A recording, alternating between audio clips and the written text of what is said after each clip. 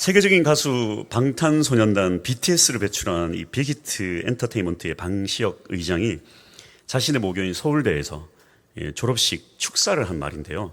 그는 이렇게 이야기를 했습니다. 저는 큰 그림을 그리는 야망가도 아니고 원대한 꿈을 꾸는 사람도 아닙니다. 좀 더 정확히 말하자면 구체적인 꿈 자체가 없습니다. 여러분, 저는 꿈은 없지만 불만은 엄청 많은 사람입니다. 제가 걸어온 길을 되돌아보면 분명하게 떠오르는 이미지는 바로 불만 많은 사람이었습니다. 세상에는 타협이 너무 많습니다. 분명 더 잘할 방법이 있는데도 사람들은 튀기 싫어서, 일 만드는 게 껄끄러워서, 주변 사람들에게 폐 끼치는 게 싫어서, 혹은 원래 그렇게 했으니까 갖가지 이유로 입을 다물고 현실에 안주하는데요. 전 태생적으로 그걸 못하겠습니다. 저는 최선이 아닌 상황에 대해서 불만을 제기하게 되고, 그럼에도 개선이 이루어지지 않으면 불만이 분노로까지 변하게 됩니다. 최고가 아닌 최선을 선택하는 무사한 일에 분노했고, 더 완벽한 콘텐츠를 만들 수 있는데 핑계로 적당한 선에서 끝내려는 관습과 관행에 화를 냈습니다. 그래서 저는 늘 분노하게 되고 이런 문제들과 싸워왔고 아직도 현재 진행형입니다. 한 번 사는 인생이에요. 그러나 누군가는 끊임없이 불만을 제기하고 분노하면서 계속해서 앞으로 전진하는 반면에 누군가는 아무런 변화가 없는 타협하고 관습과 관행으로 발전 없이 살아가기도 합니다. 물론 스트레스 없는 편안한 삶이 참 좋은 삶이죠. 그러나 중요한 것은 여러분, 우리가 이 땅의 현실은 부정할 수 없는 현실이 있다면 무엇이냐면 내가 편안해질수록 반드시 누군가는 불편해진다는 거예요. 이 사실을 반드시 기억하셔야 됩니다. 예를 들어 보자면 식당 주인이 편해질수록 누가 불편할까요? 손님이 불편해져요. 반면에 식당 주인이 예민하게 하나하나 고민하고 손님의 입장으로서 어떻게 해야 되나 직원들을 교육하고 관리한다면 어떻게 되겠습니까? 당연히 손님이 편해지죠. 제가 정말 자주 가는 칼국수 집이 있었습니다. 금액도 저렴하고 또 수타면이 하니까 얼마나 맛도 있는지 몰라요. 얼마나 자주 갔냐면 여주인이 어느 날부터 안 나오기 시작한 것까지 제가 알았어요. 그렇게 자주 갔었습니다.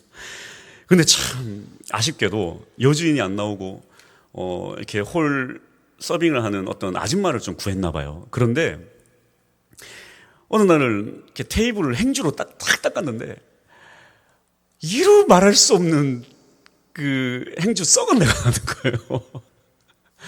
이게 얼마나 심했냐면 그 자리에서 바로 숟가락과 젓가락을 들어 올리고요. 냄새가 올라와서 도대체 칼국수를 먹을 수가 없겠는 거예요. 네. 그래서 지금도 그 칼국수 집을 생각하면 그 냄새가 떠올라가지고 가지를 못하고 있어요. 네. 여러분 어떻게 생각하십니까? 식당 주인이 편한 게 좋을까요? 손님이 편한 게 좋을까요? 당연한 말이죠. 식당 주인이 편하려고 마음먹으려면 식당을 안 해야 됩니다. 안 해야 돼요. 네. 이런 원리는요, 거의 대부분의 모든 인간관계에서 그대로 적용이 됩니다. 교회도 마찬가지. 어느 한 교회에 적응하고 내 교회처럼 여겨지려면 3년에서 최대한 5년, 긴 시간이 필요해요. 여러분, 금방 적응되는 것이 아닙니다.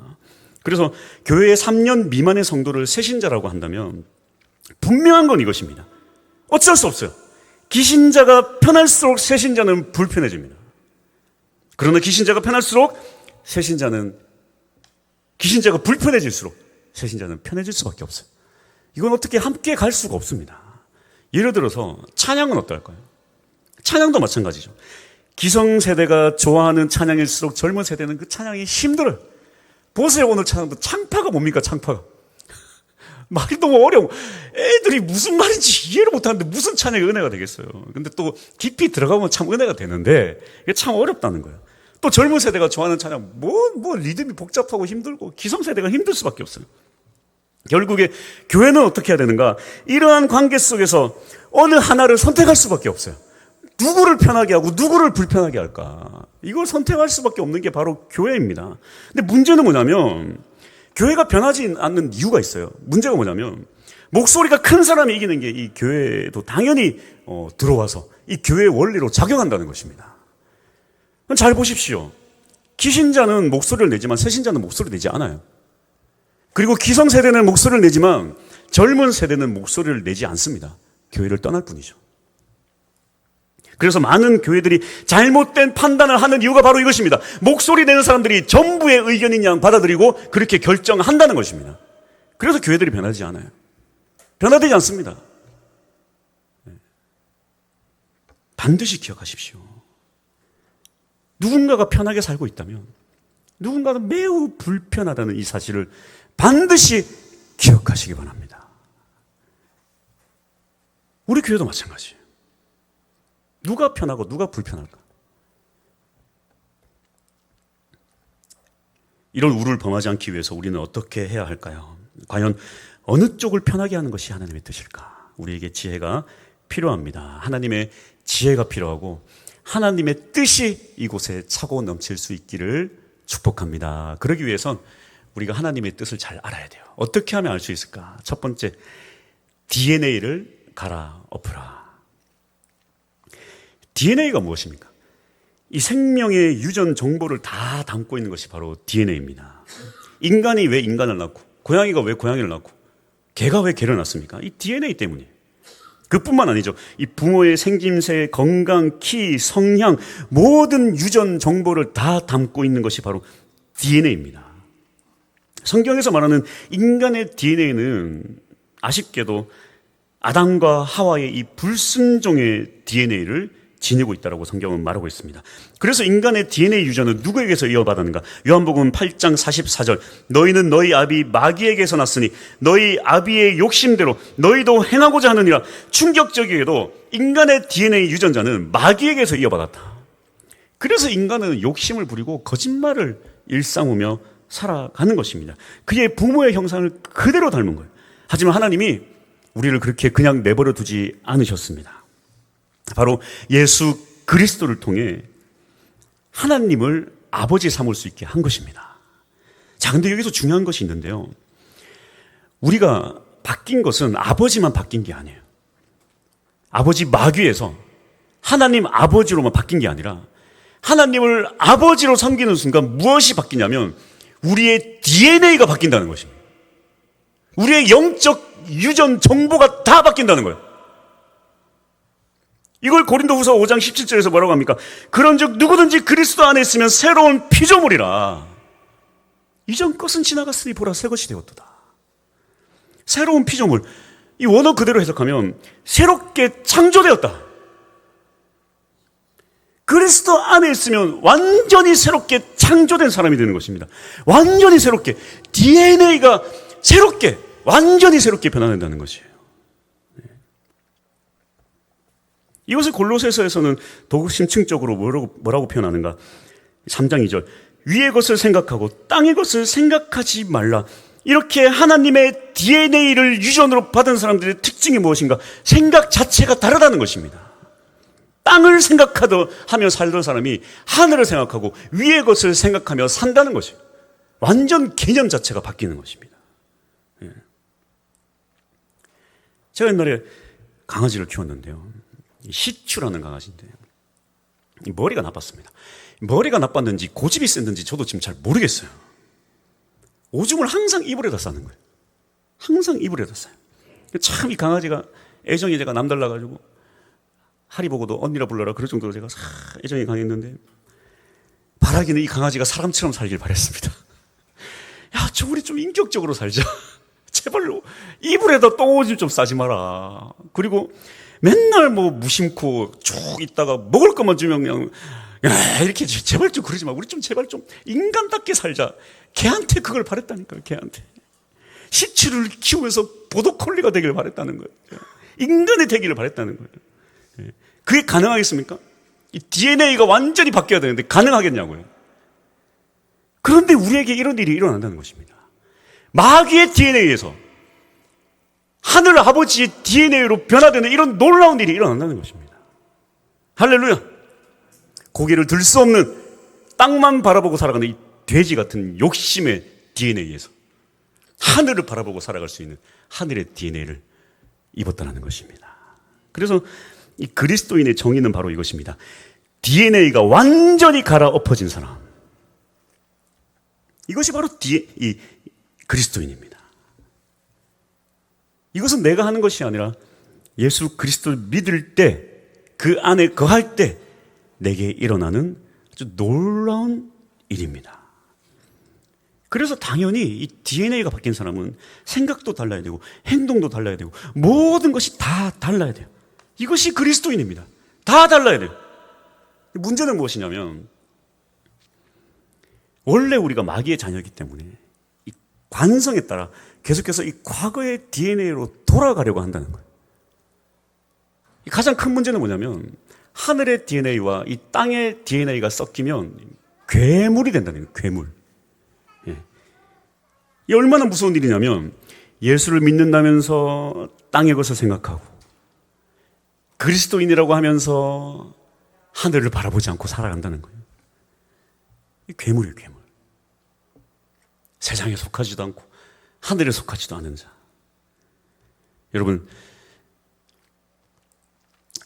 잘 들으십시오. 이 구원 자체는 우리의 어떤 행위나 우리의 능력으로, 우리의 힘으로 되는 것이 아닙니다. 하지만 중요한 것은 구원받은 이후의 우리의 삶은 노력해야 된다는 거예요. 최선을 다해야 된다는 것입니다. 어떻게 최선을 다해야 되는가?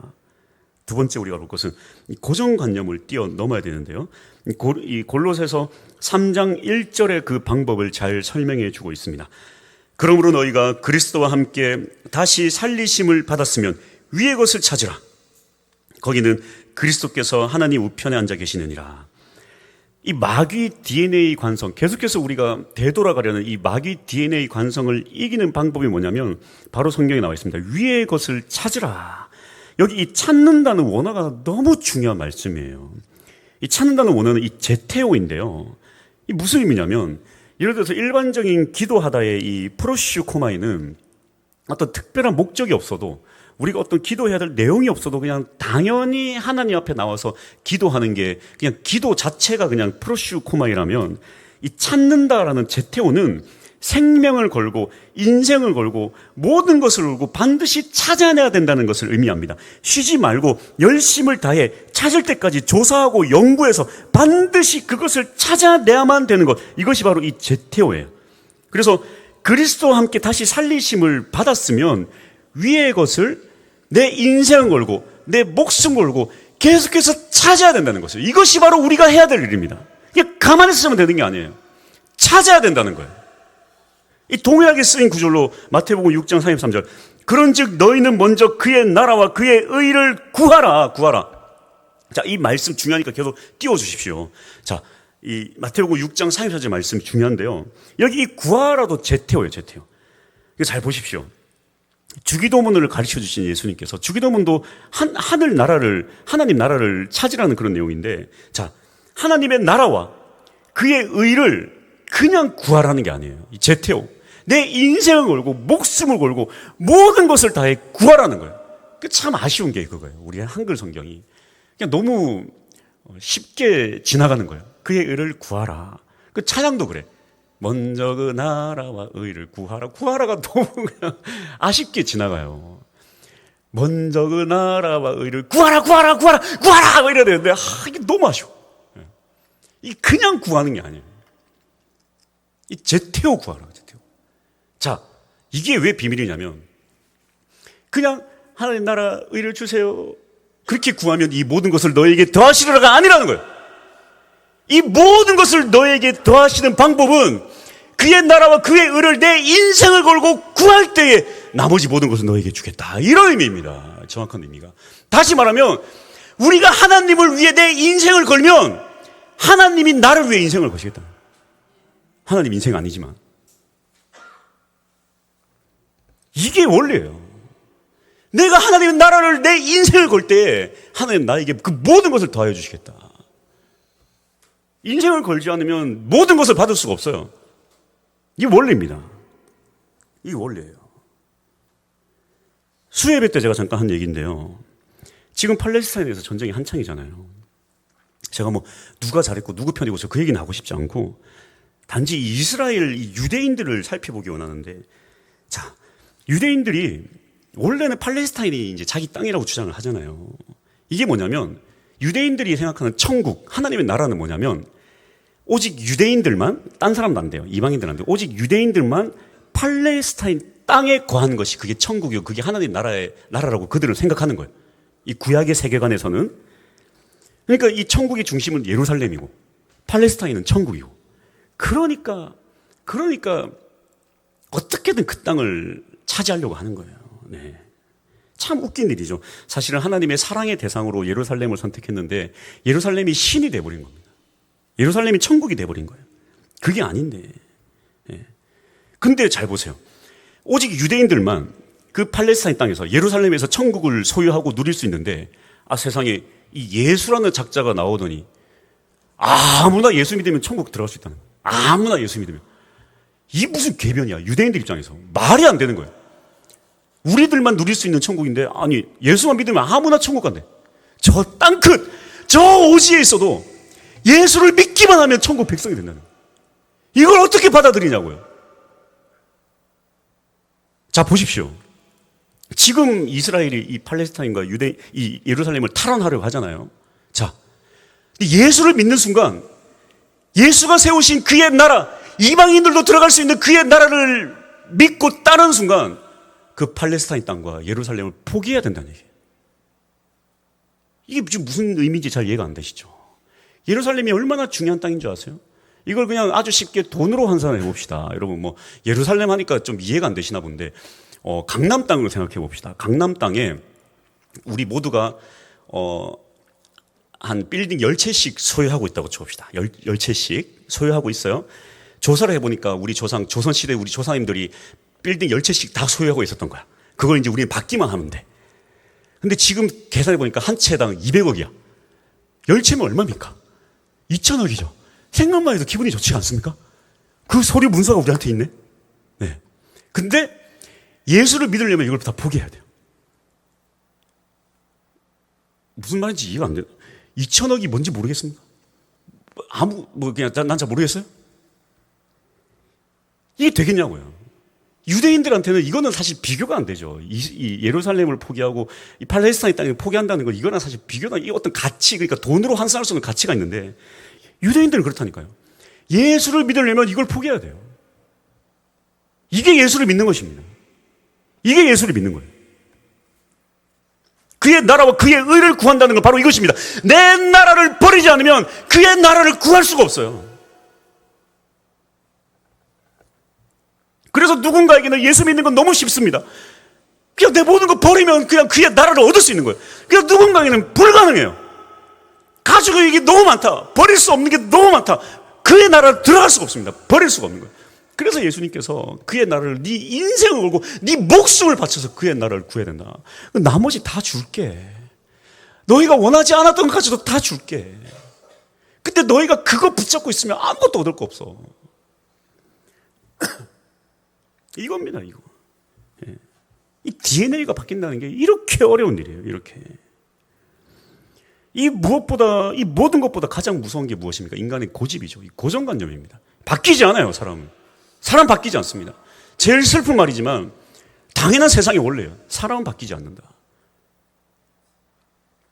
하지만 성경적 얘기는 아니에요. 사람은 바뀌어야 됩니다. 예수를 믿는 수가 바뀌어야 돼요. 바뀌어야 됩니다, 여러분. 바뀌는 게 그리스도인이에요. 바뀌지 않는 건 그리스도인이 아닙니다. 바뀌셔야 돼요. 제가 이 금철 찬양한 것을 유튜브에 올렸는데 그 사실 알고는 있었지만 까먹고 있었는데 알게 된 게 뭐냐면 예설이가 전화가 와가지고 이걸 친구들이 다 본다는 거죠. 친구들이 다. 그리고 또 중학생 하리도 다 그렇대. 다 본대. 이게 공개된다는 거예요. 저는 그 말이 새삼 충격적으로 다가왔어요. 왜냐하면 여러분 이 교회에 사람 한 명 데리고 이거 얼마나 어려운지 아십니까? 이 예배에 동참시킨다는 건 참 거의 불가능한 일인데 야, 어떻게 이 우리의 예배 실황이 많은 사람들이 본다는 얘기는 사실 되게 충격적이고 참으로 중요한 얘기지 않습니까? 그러면서 제가 회개했던 게 뭐냐면 사실 제가 이번 주부터 찬양을 좀 대충 하려고 했습니다. 뭐 이번 주에 리더십 워크숍 하느라고 화요일까지 들어누웠고 또 수요일부터 그 둘째가 입원하고 막 그러느라고 병원에 계속 있고 하다 보니까 이 설교가 무슨 노가다 하는 것도 아니고 가만히 앉아서 작업하면 설교가 완성되는 게 아니라 뭔가 집중하고 고뇌하고 그래야 되는데 병원에서 계속 따대치기 하고 그렇게 하면서 설교가 완성되는 그러니까 막 힘들거든요. 그래가지고 뭐 집중할 시간이 없어서 찬양 콘티를 그냥 하여튼 대충 짰어요. 세상에 그렇게 해서 글로리아 찬양팀에 딱 올렸더니 야, 그 목요일 밤에 6시 30분에 딱 올렸더니 아내한테 문자가 왔습니다. 콘티를 대충 짰네? 이렇게 올렸더라고요. 와, 내가 너무 진짜 깜짝 놀랐어요. 야, 내가 대충 짰지만 대충 안 짠 것처럼 포장을 해서 짰는데 어떻게 그걸 그렇게 간판을 했을까? 야, 그래가지고 어떻게 내가 힘들지 않고 대충 편하게 연습 대충 해가지고 대충 가려는 걸 그렇게 간파했을까? 그래가지고 이렇게 하려면 금요 칠화를 안 했으면 좋겠다. 막 그렇게 와가지고 내가 그래서 다시 뼈를 깎는 심정으로 고민해서 콘티를 짰습니다. 그러고 4시간, 5시간을 기타 치고 코드 맞추고 뭐 하고 연습하고 그래서 또 바꾸고 여러분 그래서 제가 다시 콘티를 짜서 7시 30분에 올렸다가 완성해서 올린 게 그날 밤 목요일 밤 11시 55분에 완성시켜서 마지막으로 콘티를 올렸어요. 제가 이게 곡 하나를 하려면요 그걸 내 것으로 만들기 위해서는 이 코드 외우고 가사 외우고 막 해가지고 이 찬양을 내 것으로 만들려면 이 시간이 많이 걸립니다. 힘든 작업이에요. 예. 대충 하려던 내 그 마음을 참 회개했습니다. 그래서 영상을 하고 보니까 하리가 어제 어디 놀러 간다고 옷을 예쁘게 입고 가더라고요. 그래서 제가 그랬어요. 야, 너 금토래는 너 후드티 입고 노래 부르다가 너 지금 제가 그랬어요. 여러분, 우린 최상의 것을 하나님께 드려야 돼요. 최상의 것을. 어느 예배도 소홀히 갈 수가 없어요. 제가 얼마나 회개했는지 모릅니다. 대충 하고 원래 그냥 그렇게 하고 적당한 타협하는 게 바로 마귀의 DNA입니다. 마귀가 뭐라고 합니까? 좋은 게 좋은 거야. 그냥 선악과 뭐고 야 대충 살아 대충. 하나님은 절대 안 된다 하는 걸 마귀는 대충하게 만드는 거예요. 괜찮아요. 우리 모두는 원래 마귀의 DNA였습니다. 그러나 다시 하나님의 DNA로 바꾸기만 하면 됩니다. 방법은 하나입니다. 위의 것을 찾으라. 위의 것을 찾으라. 주님 어떻게 할까요? 주님 어떻게 할까요? 그렇게 간절히 주님을 찾아낼 수 있는 인생을 걸고 위의 것을 찾는 우리 모두가 됩시다. 교회가 작은 건 용서되지만 마음이 작은 건 용서할 수 없습니다. 교회가 최고의 장소에 없다라는 거, 최소의 장소가 아니라는 거, 그거는 용서할 수 있지만 우리의 정성이 최상이 아닌 것은 용서할 수 없어요. 교회가 최고의 장소는 아니잖아요. 어제도 진짜 막 솔직히 애들 내가 진짜 시간도 없는데 애들 태워달라 그래요. 다 태워다 주고 차가 엄청 막히고 내가 속으로 그랬어요. 진짜 이 교회가 그냥 좀 더 대로변에만 있으면 진짜 내가 태워줄 필요도 없는데 애들 버스 타고 갈 텐데 저기까지 걸어오는 게 힘들어가지고 애들이 그냥 버스 차 운행 안 하면 교회 안 온다고 그러고 진짜 다 태워다 주고 최상의 장소는 아니잖아요 여기가. 하지만 우리의 정성은 최고가 되어야 돼요. 바꿀 수 없는 건 어쩔 수 없지만 바꿀 수 있는 건 바꿔야 된다는 거예요. 최고의 예배, 최고의 정성, 최고의 가치가 녹아내려야 되는 것입니다. 또 한 가지 우리에게 필요한 것이 있는데 세 번째, 하늘의 영감을 얻어야 된다. 성경 말씀 보겠습니다. 야고보서 1장 5절 말씀, 너희 중에 누구든지 지혜가 부족하거든 모든 사람에게 후히 주시고 꾸짖지 아니하시는 하나님께 구하라. 그리하면 주시리라. 지혜가 없다면 주님께 기도하며 나가야 돼. 지혜 좀 달라고. 내게 지혜를 달라고. 제가 예전에도 한번 잠깐 얘기했지만 이 스타벅스의 설립자 하워드 슐츠의 철학을 얘기하자면 그가 이렇게 자신의 철학을 표현했어요. 우리는 커피를 파는 게 아니라 공간을 판다. 공간을 판매한다. 이게 무슨 얘기냐면 실제로 스타벅스는 공간에 대한 뚜렷한 철학이 있는데요. 그의 철학은 그렇습니다. 돈을 버는 게 목적이 아니라 이 스타벅스라는 공간을 사랑하게 만드는 게 그의 목적입니다. 그래서 커피숍마다 어떤 바람이 불었냐면 이 빠르게 순환해야지 돈을 많이 벌잖아요. 그래서 커피숍이 어떻게 했냐면 그동안 앉아서 공부도 잘 못하게 하고 뭐 1시간 뒤에 일어나라 그러고 또 노트북이나 핸드폰 충전도 못하게 전기 코드도 다 없애버리고 그거 그렇게 할 때 이 스타벅스는 오히려 편안하게 오래 앉을 수 있도록 공간을 제공하고 아무 소리도 하지 않고 오히려 전기 코드를 다 늘리고 와이파이를 더 늘렸습니다. 여러분 스타벅스의 비밀이 뭔지 아십니까? 커피를 시키지 않아도 앉아 있어도 됩니다. 그 철학이에요. 스타벅스 안 가시니까 잘 모르시네. 참나 진짜 스타벅스 괜히 뭘 얘기해야 되나? 저 국밥집을 얘기해야 됩니까? 국밥집은 국밥을 시켜야 됩니다. 근데 스타벅스는 커피를 안 시켜도 앉아서 됩니다. 이게 철학이에요, 이게. 거금을 들여서 또 3년에서 5년 안에 인테리어를 계속 바꿉니다. 왜? 공간이 그의 철학이에요. 왜냐면, 왜 이 하워드 술츠가 이 공간에 집착을 하게 됐냐면, 그가 이탈리아 밀라노를 갔는데 충격을 받은 거예요. 왜냐하면 이 밀라노의 거리, 수많은 사람들이 여유롭게 앉아서 커피를 마시는 모습, 이 장인 정신의 직원들의 어떤 모습, 이 커피를 너무 사랑해서 장인 정신으로 커피를 내리는 그 모습들, 또 사람들의 유대감, 그 거리의 풍경, 냄새, 음악, 이 모든 것. 그러니까 미국의 이 뉴욕에서는 절대 볼 수 없는 이 밀라노의 감성에 자기 미쳐버린 거예요. 그래서 어떻게 하면 이 밀라노의 공간과 감성을 그대로 미국으로 가져갈 수 있을까? 공간에 이 사람이 미쳐버린 것입니다. 그렇게 이 문을 연 게 이게 스타벅스예요. 제가 인도네시아 선교를 갔을 때 진짜 놀랐던 게 그 시장에 갔는데 얼마나 낯섭니까? 또 약간 낙후되고. 그런데 거기에 스타벅스가 있어서 제가 들어갔더니 깜짝 놀랐어요. 우리 동네에서 가던 그 스타벅스랑 똑같아. 모든 인테리어, 모든 음악, 감성, 사람들의 분위기 모두가 똑같았어요. 제가 정말 순간이동해서 한국에 왔다가 나오니까 다시 인도네시아 간 줄 알았습니다. 스타벅스에서 제가 은혜를 받은 거 아니에요. 이 모든 게 이 밀라노 감성의 공간을 뉴욕에 옮기고 싶었던 한 사람에 의해서 이렇게 된 것입니다. 밀라노만 사랑해도 이런 일이 일어나는 거예요. 하물며 하나님 사랑한다는 우리가 어떻게 살아야 되겠습니까? 저도 나 자신에 대해서 고민을 하는 거예요. 정말 내가 하나님을 사랑하는가? 정말 내가 하나님을 사랑하는가? 하나님을 사랑한다면 우리는 기도해야 돼요. 하나님 어떻게 하면 좋을까요? 내가 무엇을 해야 될까요? 하나님을 사랑한다로 끝나는 것이 아니라 그럼 내가 어떻게 해야 될까요? 진정한 회개한 자들이 뭐라고 합니까? 우리가 어찌할꼬? 어떻게 할까요? 할렐루야. 결론입니다. 방시혁은 세상 노래를 만들면서도 자신의 최선을 다해 노력을 했고요. 하워드 술츠는 커피 한 잔을 파는데 최선의 공간을 위해 끊임없이 노력하고 또 노력합니다. 이것이 바로 그들이 사랑하는 방식이고 그들이 살아가는 방식이에요. 그렇다면 나는 그리스도인으로서 어떻게 살아가야 할 것인가? 인생을 다해 주님을 사랑하고 그의 나라와 그의 의를 구하고 있는가? 제가 찬양 가사 하나를 계속 묵상하고 또 곱씹었어요. 이 금요 성경 집회 이번 주 불렀던 첫 찬양의 가사입니다. 주 사랑해요. 영원히 찬양해 예수.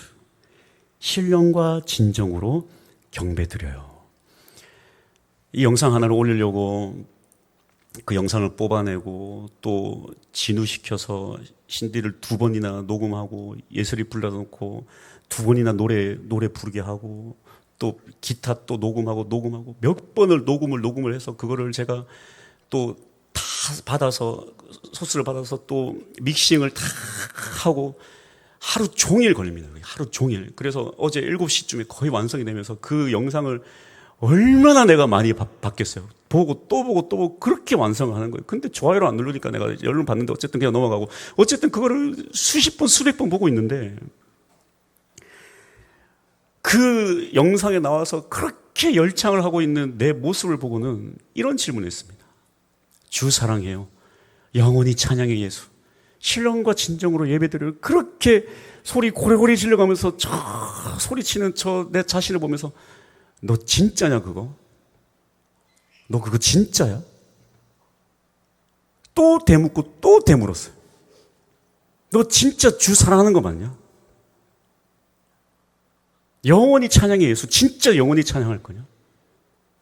신령과 진정으로 예배드리는 거 맞냐? 또 묻고 또 되물을 수밖에 없었어요. 이 열창이, 이 노래가 진짠가 가짠가 나 자신을 돌아볼 수밖에 없었습니다. 여러분 주님 사랑하십니까? 주님 사랑하면 찾으셔야 돼요.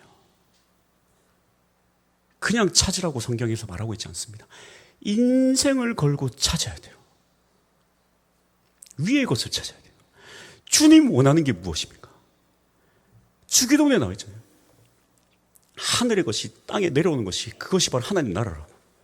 위의 것을 찾아야지 이 땅에 실현이 되죠. 그게 교회 아닙니까? 위의 것은 찾지도 않고 우리 것으로 뭘 하려고 하니까 계속 고정관념에 사로잡히는 거 아닙니까? 정체되고 포기하고 어쩔 수 없다 그러고. 위의 것을 찾읍시다. 위의 것을 찾아야 돼요. 내 인생을 걸고 내 생명을 다해 주님 하늘의 문을 여시고 내게 성령을 부어 주시옵소서. 주의 지혜를 부어 주시옵소서. 그렇게 하나하나 안내팀이 예배팀이 그 하늘의 위의 것을 찾으면서 그 위의 것의 눈으로 한 바퀴 샥 돌아보면요 다 보여요. 다 우리가 이 건물은 저 옆 동네처럼 저렇게 만들 수 없지만 정성만큼은 저기 세우는 저기 심어놓은 저 나무보다 더 멋지게 여기를 꾸밀 수 있다. 더 멋지게 은혜스럽게 꾸민다고 해서 여기 나무 심지 마시고 다 할 수 있다. 다 할 수 있어요. 다 할 수 있어요. 네? 제가 그랬잖아요. 저 30억 들여서 저기서 한두 명이서 이렇게 노는 것보다 저 1,500만 원짜리 데크에서 애들끼리 뛰어노는 게 훨씬 더 행복하다고. 돈이 다가 아니에요. 이곳이 우리의 정성과 우리의 사랑이 다 녹아내려 하늘의 것이 이곳에 다 녹아내릴 수 있는. 여러분의 가정도 마찬가지예요. 그렇게 주를 생각할 때 우리 가정과 내 자식과 이 모든 것들 나머지 것들은 다 그냥 내가 다 더하여 주리라. 이게 성경적 원리입니다. 자식을 위해서 평생 애를 써봐요. 자식이 내 맘대로 돼요. 근데 내가 주를 위해 헌신할 때 자식이 하나님께 키워주세요. 하나님 책임지십니다.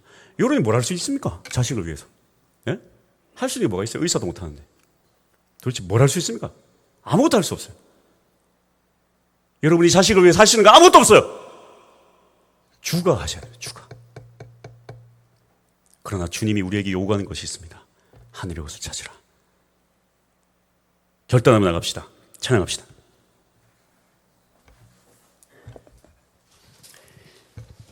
주께 가오니 주님 앞에 선포하며 나갑시다. 내가 주님을 사랑합니다.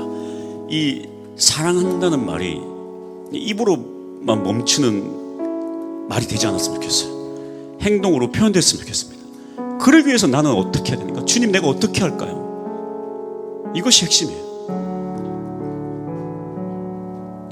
주님 사랑합니다. 내가 어떻게 해야 할까요? 여기까지 가야 돼요. 오늘 이 고백을 할 때 여기까지 나아갑시다. 주님 내가 어떻게 해야 할까요? 주님 내가 어떻게 해야 될까요? 주님의 지혜를 주시옵소서. 이렇게 주님 앞에 결단하며 나갈 수 있는 우리 모두가 되기 원합니다.